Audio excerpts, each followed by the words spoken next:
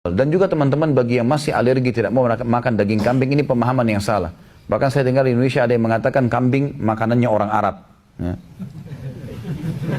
Ini salah. Kambing itu makanannya orang Islam. Hewannya orang Islam. Gitu kan? Saya pernah dipanggil oleh salah satu media TV, waktu itu ceramah dan ditanya, kenapa saya kebetulan buka restoran Timur Tengah, ditanya kenapa buka Ustaz? Saya bilang ada alasan syar'i.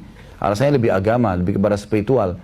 Salah satunya adalah makanan di sini adalah kambing, dan kambing ini adalah hewannya kaum muslimin. Orang kalau makan dapat pahala.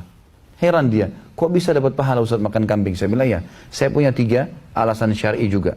Dalilnya ada 3. Yang pertama hadis Bukhari. Kalau baginda Nabi SAW paling gemar makan paha kambing. Siapapun muslim makan kambing karena Nabi suka berarti dapat pahala. Yang kedua kita punya akikah.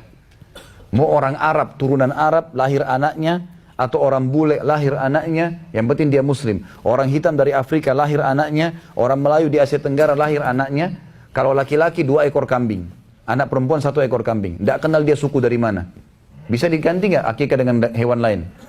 Nggak bisa. Harus kambing kan? Dan sunnahnya mengambil sebagian dagingnya. Nabi SAW mengatakan kepada Ali bin Abi Thalib, disembelikan daging kambing untuk Hasan radhiyallahu anhu. Dan Nabi SAW mengatakan bagi dagingnya dan makanlah sebagian. Sunnah kita makan. Berarti orang bule, orang Arab, orang Melayu, orang Afrika, syahadat, lahir anaknya, potong kambing, makan kambingnya. Ibadah itu. Yang ketiga kita punya Idul Adha. Nabi SAW memang membolehkan sapi dan unta, tapi beliau sendiri praktekin apa? Kambing dan domba. Ini satu jenis, gitu kan? Sama juga dengan sapi dan kerbau ya.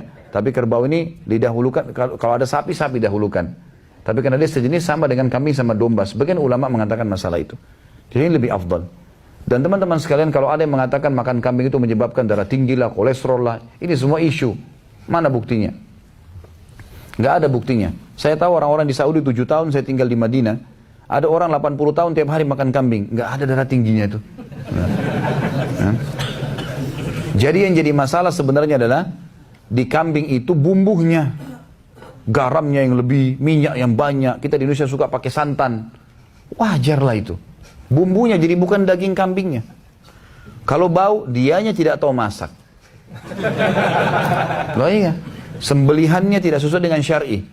Coba kalau sembelihnya benar, sesuai dengan syar'i, betul-betul tajam pisaunya, kambingnya. Salah satu sunnah Nabi SAW kalau menyembelih teman-teman, kalau antum melakukan sembelih nanti, dan lebih afdal sembelih dengan tangan sendiri. Saya insya Allah nanti akan ada khutbah Idul Adha di Kalibata City. Kalau teman-teman lagi di Jakarta, kalau mau hadir bisa di sana. Biasanya habis khutbah, saya praktekin sendiri sembelih depan jemaah. Dan semua jemaah yang nyumbang di situ, saya suruh pegang pisau sembelih sendiri, belajar. Ya, belajar sembelih, karena ini sunnah Nabi SAW. Lebih afdal, menyembelihnya pada saat Idul Adha adalah ibadah. Selain memang membiayainya, mengeluarkan dana dan juga memakan daging, ini semua ibadah, jangan ditinggalkan. Ya, kalau tidak berani insya Allah bisa dicoba pelan-pelan, maka akan jalan dengan sendirinya.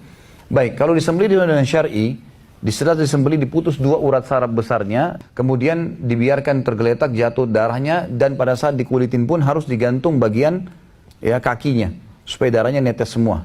Jadi nggak benar bahasa mengatakan daging itu kalau ada darahnya berarti segar. Nggak, darahnya harus keluar karena darah haram dalam agama Islam. Nggak boleh kita makan darah, gitu kan?